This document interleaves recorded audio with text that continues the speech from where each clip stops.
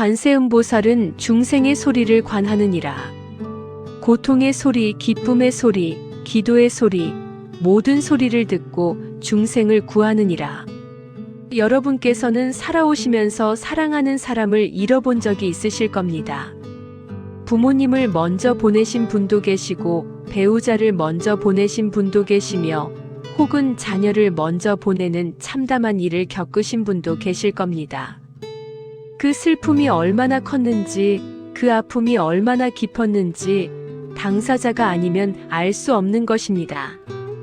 그런데 오늘 들려드릴 이야기는 그 슬픔이 원망으로 변한 한 여인의 이야기입니다. 바다에서 남편을 잃고 평생 바다를 원망하며 살아온 해녀가 있었는데 그녀가 보리암 절벽에서 흰 박쥐를 만나 들리지 않던 소리를 듣게 되는 이야기입니다.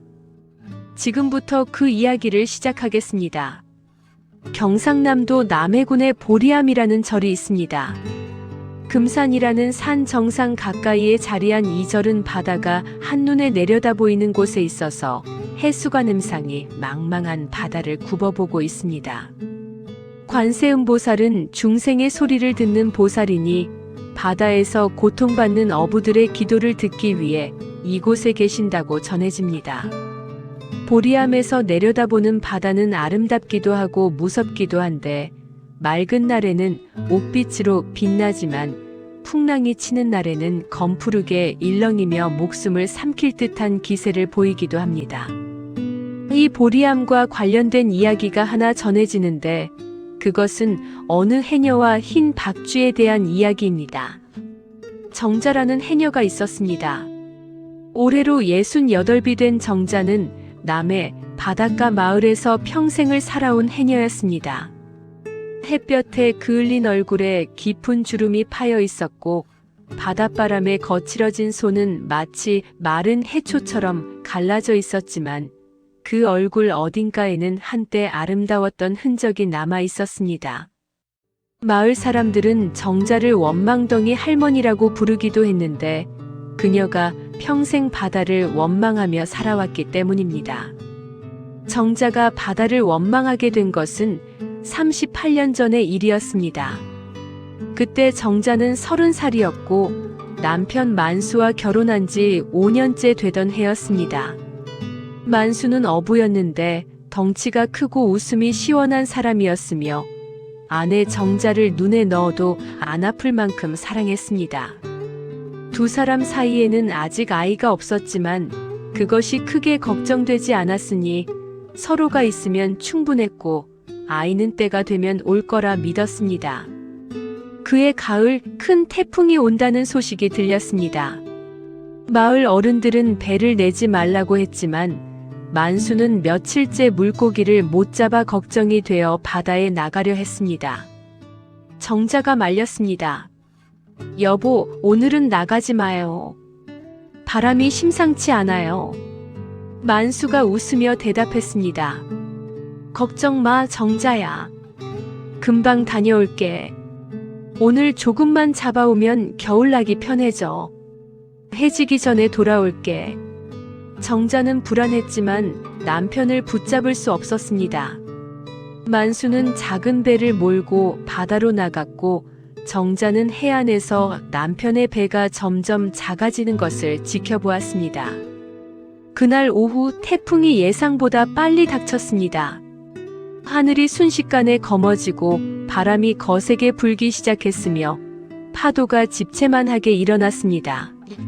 정자는 해안에서 바다를 바라보며 미친 듯이 남편의 이름을 불렀습니다. 만수야, 만수야. 그러나 바다는 대답이 없었고 밤이 되도록 만수는 돌아오지 않았습니다. 다음 날 그리고 그 다음 날 마을 사람들이 배를 타고 수색을 했지만 만수의 흔적은 찾을 수 없었습니다. 뒤집힌 배 조각만 해변에 떠밀려 왔고 만수의 시신은 끝내 찾지 못했습니다. 바다가 삼켜버린 것입니다. 정자는 미칠 것 같았습니다. 며칠이고 해변에 나가 남편을 불렀고 밤에는 잠을 자지 못하고 울었으며 밥도 먹지 못해 뼈만 남았습니다. 마을 사람들이 정자를 걱정하여 돌봐주지 않았다면 정자도 남편을 따라갔을 것입니다. 그러나 정자는 죽지 않았습니다.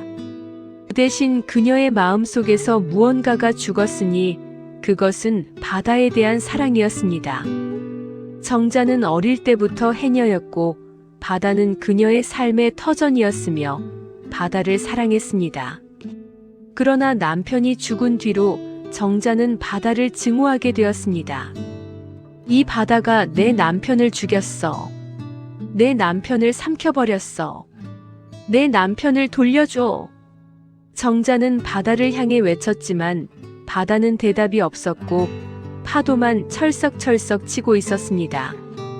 그 파도 소리가 정자에게는 비웃음처럼 들렸고 저주처럼 들렸습니다. 그때부터 정자는 파도 소리를 들을 때마다 이를 갈았고 바다를 볼 때마다 원망을 쏟아냈습니다. 아이러니하게도 정자는 계속 바다에 들어가야 했습니다. 해녀로서 물질을 해야 먹고 살 수 있었기 때문입니다. 남편을 앗아간 바다에 매일 들어가 소라와 전복을 따면서 정자는 이를 악물고 원망했습니다. 바다야, 내가 내 남편을 죽였으니 내 것을 가져가겠다. 이것은 복수야. 그런 마음으로 40년 가까이 물질을 했으니 정자의 마음에는 원망이 겹겹이 쌓여갔습니다. 세월이 흘러 정자는 어느덧 68이 되었습니다. 이제 늙고 병들어 물질도 하기 어려워졌고 곁에는 아무도 없었습니다. 자식도 없이 혼자 남은 정자는 어느 날 문득 생각했습니다. 이제 나도 갈 때가 됐구나. 남편이 있는 곳으로 가야겠다. 정자는 보리암으로 향했습니다. 젊은 시절 남편과 단 한 번 다녀온 적이 있는 곳이었습니다. 그때 만수가 해수관음상 앞에서 빌었던 것이 기억났습니다. 관세음보살님, 우리 부부가 오래오래 행복하게 살게 해주세요. 그 기도가 이루어지지 않았으니 정자는 관음보살도 원망했습니다. 보리암에 도착한 정자는 절벽 끝에 섰습니다.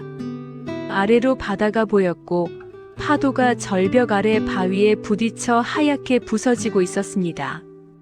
정자는 그 바다를 내려다보며 중얼거렸습니다. 여보, 나도 이제 가요. 38년 동안 기다렸소. 당신 없이 사는 게 너무 힘들었소. 이 바다를 원망하면서 사는 것도 지쳤소. 이제 당신 곁으로 갈게요. 정자는 눈을 감고 한 발을 내디디려 했습니다. 바로 그 순간 무언가가 정자의 옷자락을 물고 잡아당겼습니다. 정자가 놀라서 눈을 뜨고 뒤를 돌아보니 하얀 박쥐 한 마리가 정자의 옷자락을 물고 있었습니다. 눈부시게 흰 털을 가진 박쥐였는데 사람 손바닥만 한 크기의 붉은 눈을 가지고 있었으며 그 눈에는 이상하게도 자비로운 빛이 담겨 있었습니다. 이게 뭐야? 정자가 어리둥절해하는 사이 박쥐는 옷자락을 놓지 않고 정자를 절벽 반대쪽으로 끌어당겼습니다. 정자가 저항하려 했지만 박쥐에게서 이상한 힘이 느껴져 발이 움직여졌고 어느새 정자는 박쥐를 따라 절벽 아래쪽으로 내려가고 있었습니다. 박쥐는 정자를 절벽 중턱에 있는 작은 동굴로 이끌었습니다.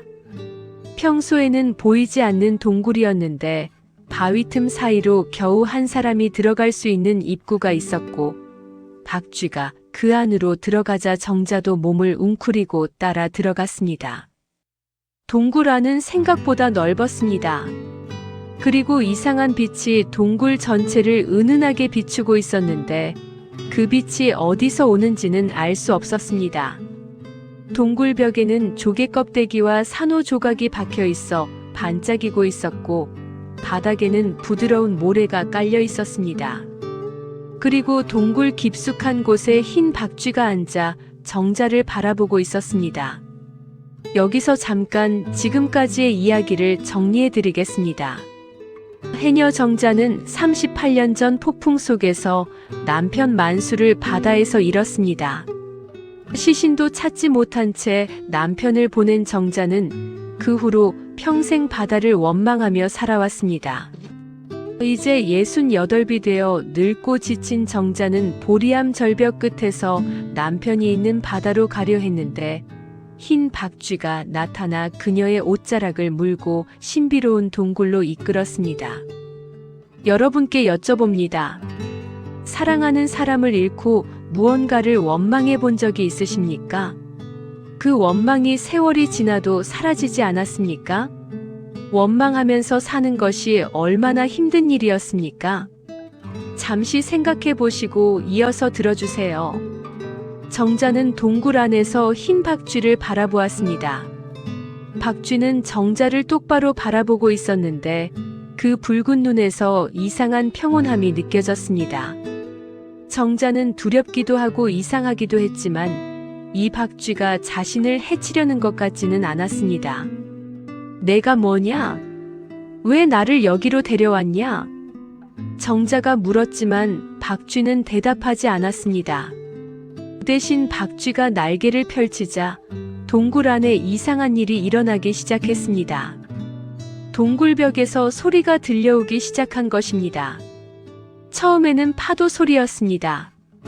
철썩, 철썩, 파도가 바위에 부딪히는 소리. 정자가 평생 들어온, 그리고 평생 원망해온 소리였습니다. 그런데 그 파도 소리 속에서 다른 소리들이 들리기 시작했습니다.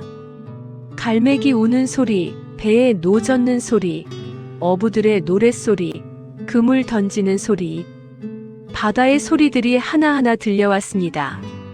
정자는 놀라서 주위를 둘러보았지만 소리의 근원은 보이지 않았고 그냥 동굴 전체에서 소리가 울려 퍼지고 있었습니다.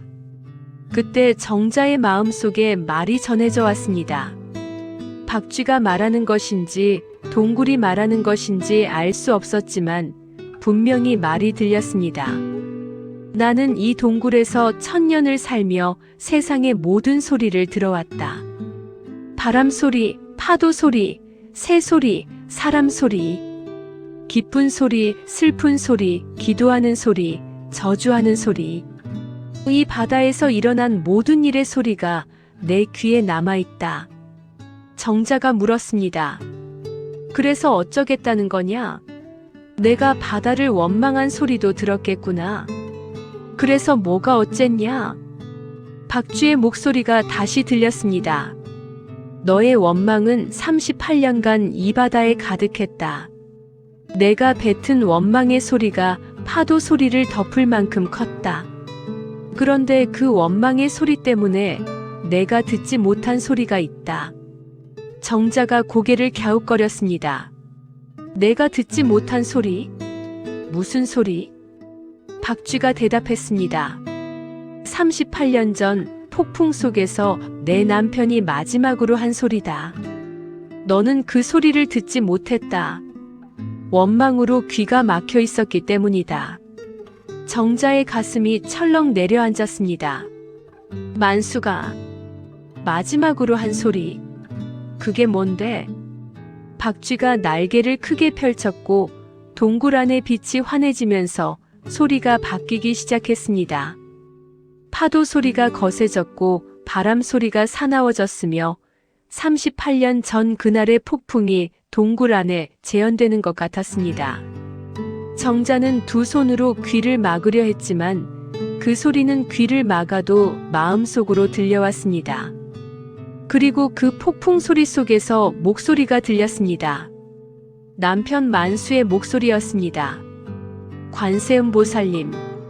정자는 숨이 멎는 것 같았습니다. 38년 만에 듣는 남편의 목소리였습니다.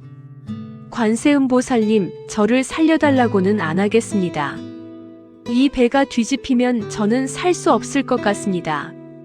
그런데 보살님, 제 아내 정자를 지켜주세요. 만수의 목소리가 떨리고 있었지만 분명했습니다.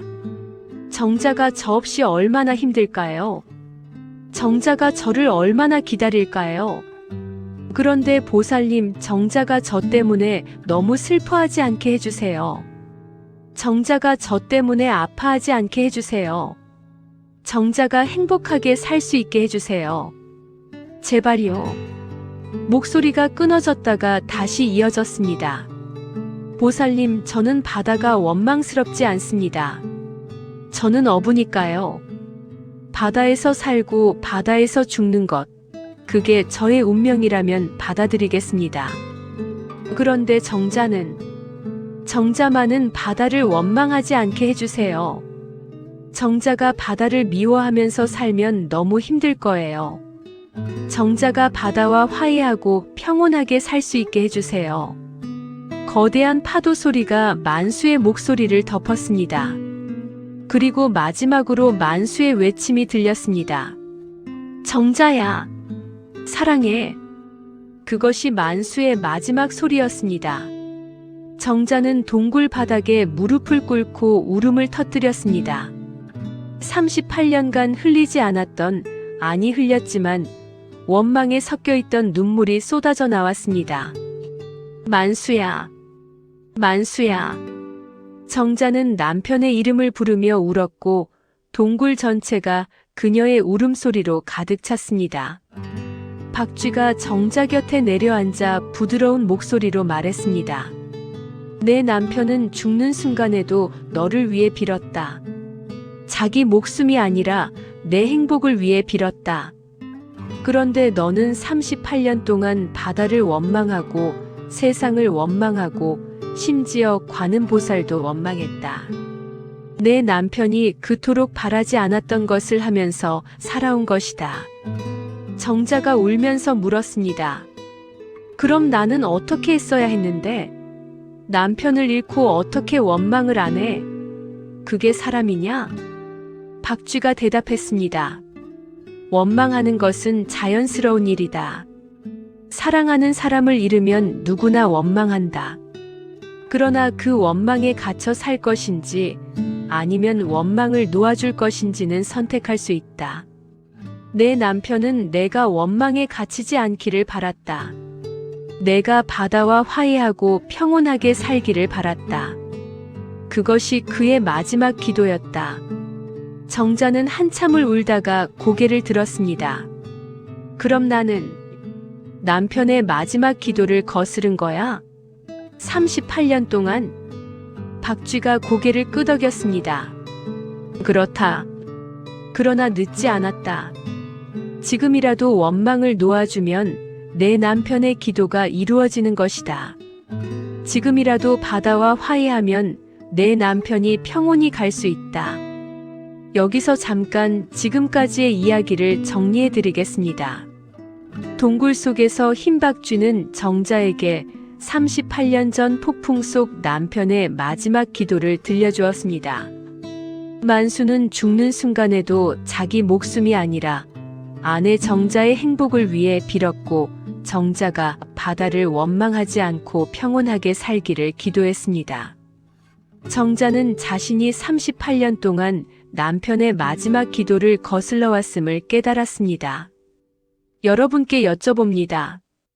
돌아가신 분이 여러분에게 바랐던 것은 무엇이었을까요? 그분이 원하셨던 대로 살아오셨습니까? 아니면 그분의 바람과 다르게 살아오셨습니까?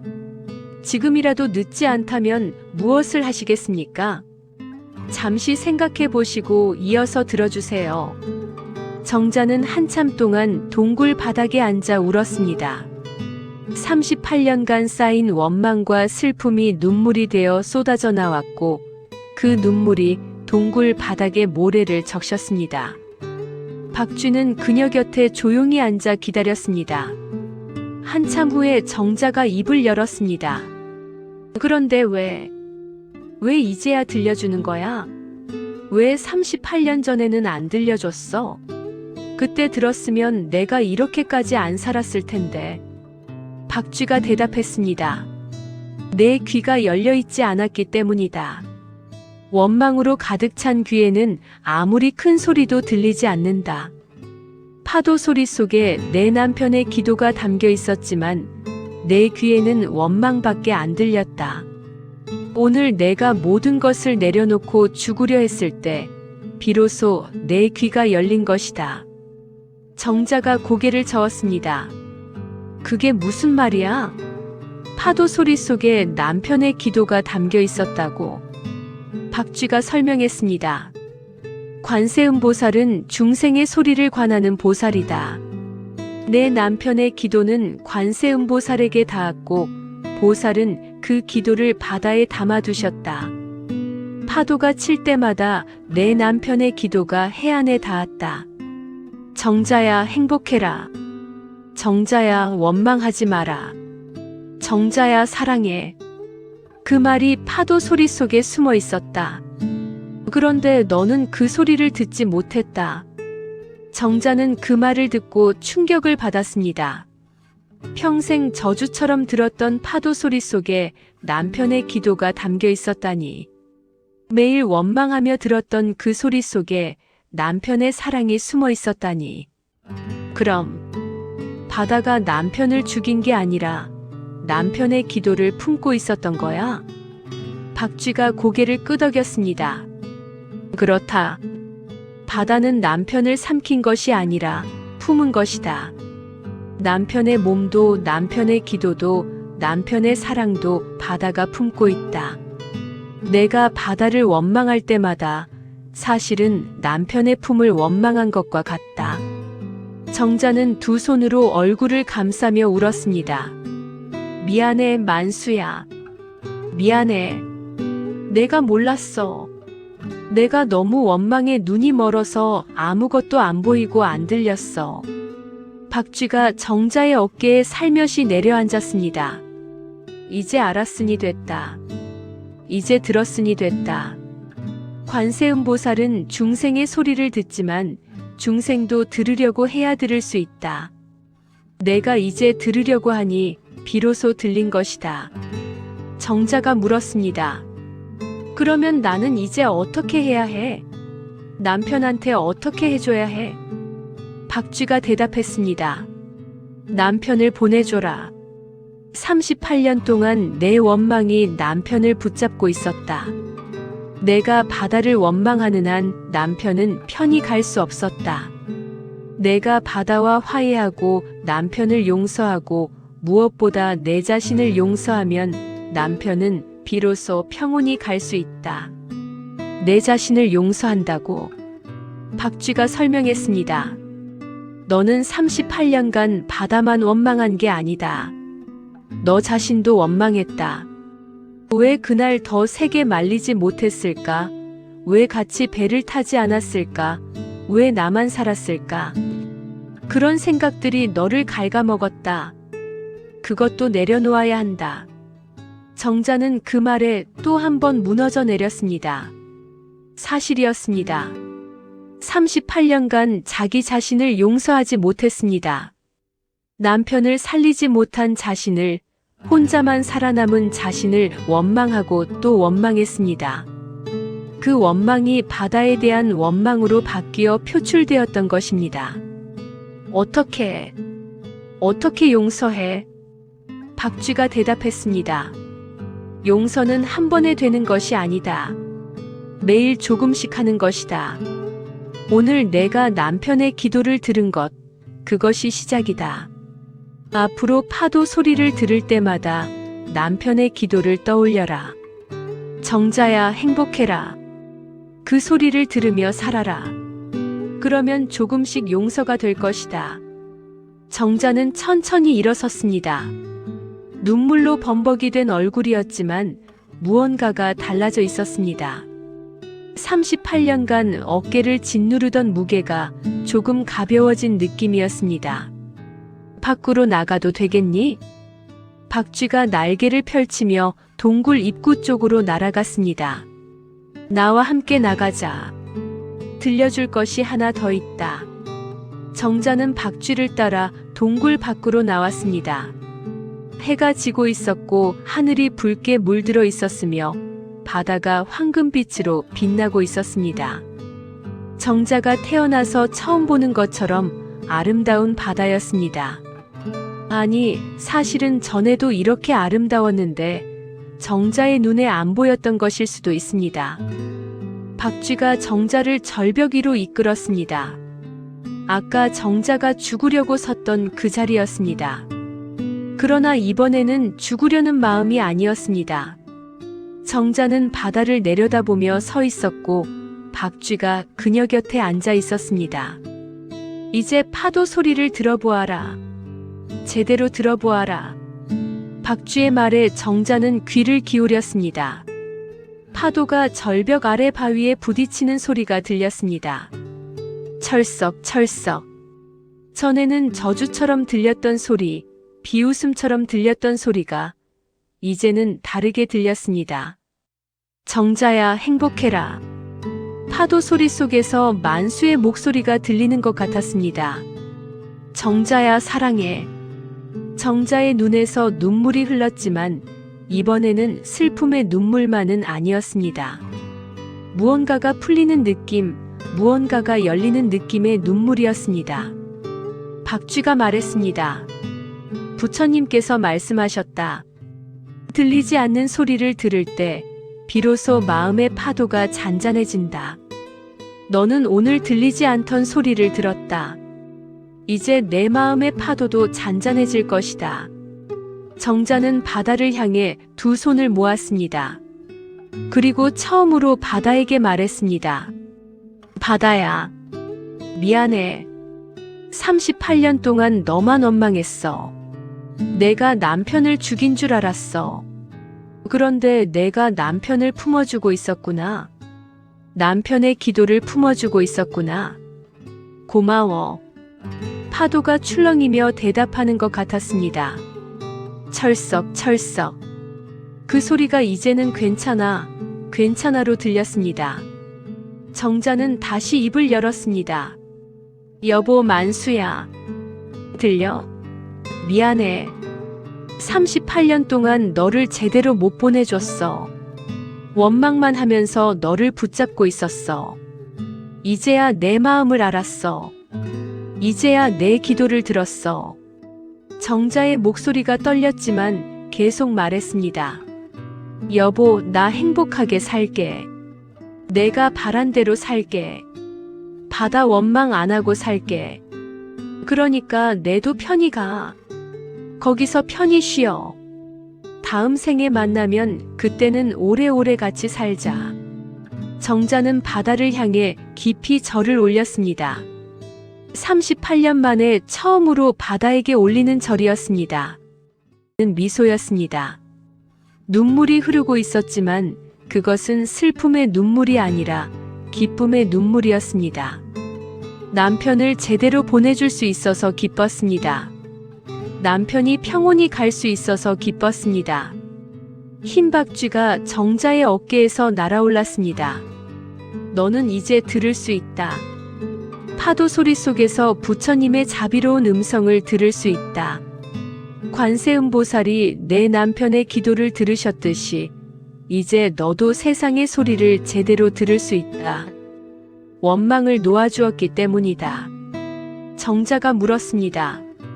너는 이제 어디로 가는 거냐? 박쥐가 대답했습니다. 나는 계속 이 동굴에서 살 것이다. 세상의 소리를 듣고 들려주어야 할 사람에게 들려주는 것이 나의 일이다. 너처럼 원망에 갇힌 사람, 슬픔에 빠진 사람, 들어야 할 소리를 듣지 못하는 사람에게 소리를 들려주는 것이 나의 역할이다. 정자가 박쥐에게 절을 올렸습니다. 고맙다. 내가 아니었으면 나는 오늘 죽었을 거야. 내가 아니었으면 남편의 마지막 기도를 영영 못 들을 뻔했어. 박쥐가 날개를 펼치며 말했습니다. 고마워할 것 없다. 너는 스스로 들을 준비가 되었기에 들은 것이다. 내가 한 일은 그저 길을 안내한 것뿐이다. 이제 내 삶을 살아라. 남편이 바란 대로 행복하게 살아라. 박쥐는 그렇게 말하고 절벽 아래로 날아가 동굴 속으로 사라졌습니다. 여기서 잠깐 지금까지의 이야기를 정리해 드리겠습니다. 정자는 파도 소리 속에 남편의 기도가 담겨 있었음을 알게 되었고, 바다가 남편을 삼킨 것이 아니라 품고 있었음을 깨달았습니다. 정자는 바다에게 사과하고 남편에게 작별 인사를 하며 제대로 보내주었습니다. 바다에서 만수의 빛이 솟아올라 하늘로 올라갔고 정자는 38년 만에 처음으로 바다를 보며 미소 지었습니다. 여러분께 여쭤봅니다. 여러분도 들어야 할 소리를 듣지 못하고 계신 것은 없습니까? 원망이나 슬픔에 귀가 막혀 중요한 소리를 놓치고 계신 것은 없습니까? 지금 귀를 열면 무슨 소리가 들릴까요? 잠시 생각해 보시고 이어서 들어주세요. 정자는 그날 밤 보리암에서 내려와 마을로 돌아왔습니다.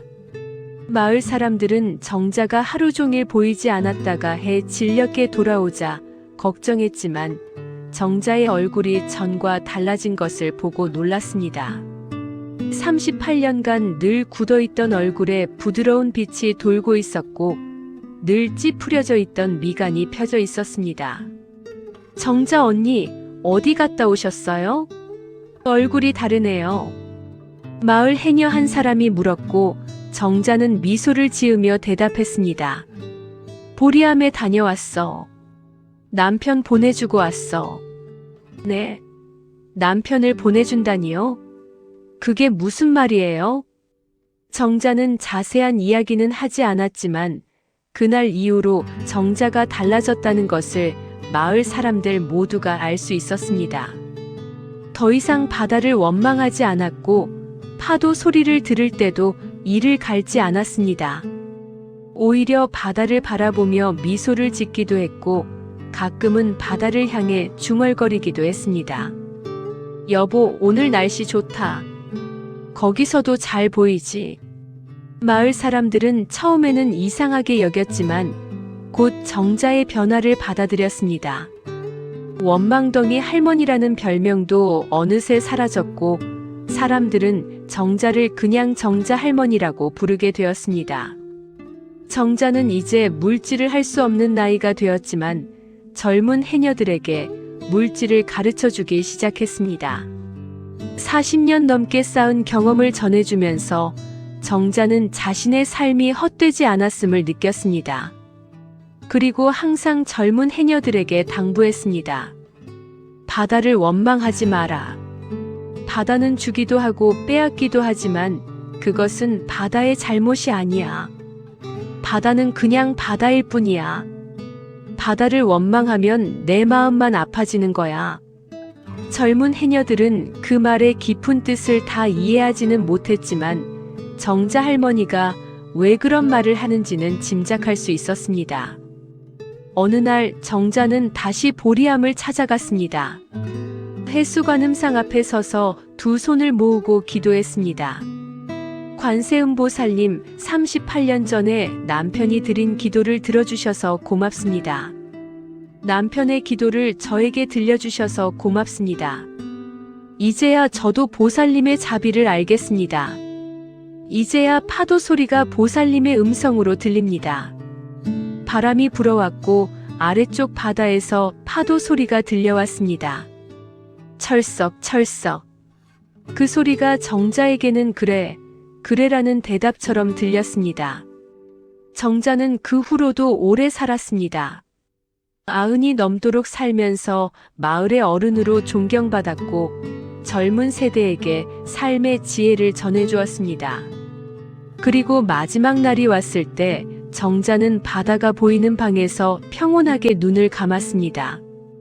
여보, 이제 정말 가요. 오래 기다렸지? 거기서 만나요. 그것이 정자의 마지막 말이었습니다. 마을 사람들은 정자의 장례를 치르면서 이상한 일을 목격했습니다.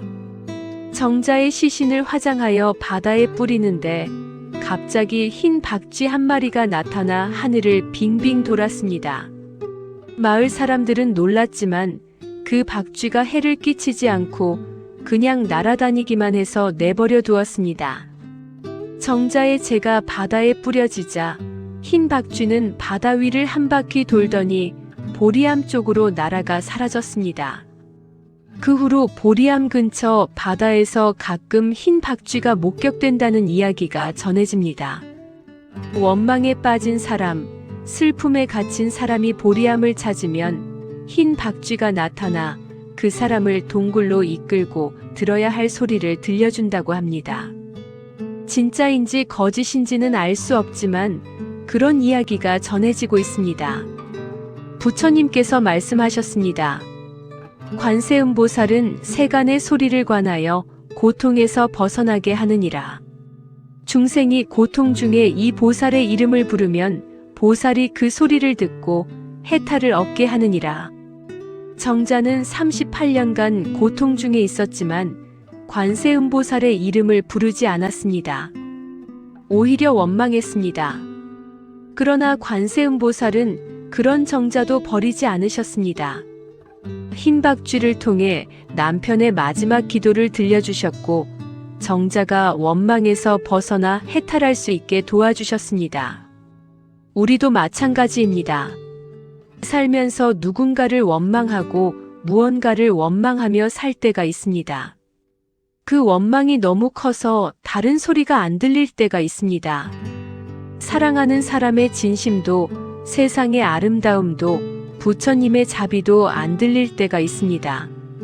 그러나 우리가 원망을 조금만 내려놓고 귀를 기울이면 그동안 들리지 않던 소리가 들리기 시작합니다.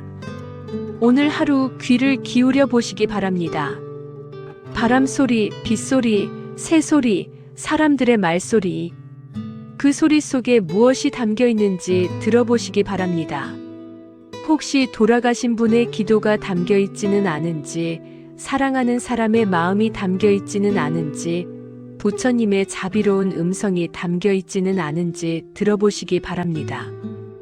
들리지 않는 소리를 들을 때 비로소 마음의 파도가 잔잔해집니다. 나무 아미타불 관세음보살, 나무 아미타불 관세음보살, 나무 아미타불 관세음보살. 이 이야기를 들으신 여러분께 몇 가지 질문을 드립니다. 편안하게 눈을 감고 천천히 생각해 보시기 바랍니다. 첫 번째 질문입니다. 사랑하는 사람을 잃고 무언가를 원망해 본 적이 있으십니까? 세상을, 하늘을, 운명을 원망한 적이 있으십니까? 그 원망이 여러분을 어떻게 만들었습니까? 두 번째 질문입니다. 돌아가신 분이 여러분에게 바랐던 것은 무엇이었을까요? 그분은 여러분이 어떻게 살기를 원하셨을까요? 그분의 바람대로 살아오셨습니까? 세 번째 질문입니다. 원망 때문에 듣지 못한 소리가 있으십니까? 슬픔 때문에 보지 못한 것이 있으십니까? 지금 귀를 열면 무슨 소리가 들릴까요? 네 번째 질문입니다. 보내드려야 할 분을 아직 붙잡고 계신 것은 아닙니까? 원망 때문에, 죄책감 때문에 그분을 편히 보내드리지 못하고 계신 것은 아닙니까? 다섯 번째 질문입니다. 오늘 파도 소리를 들으신다면 무슨 소리로 들리시겠습니까? 저주로 들리시겠습니까? 아니면 부처님의 자비로운 음성으로 들리시겠습니까? 부처님께서 말씀하셨습니다. 들리지 않는 소리를 들을 때 비로소 마음의 파도가 잔잔해진다. 정자는 38년간 파도 소리 속에서 원망만 들었습니다.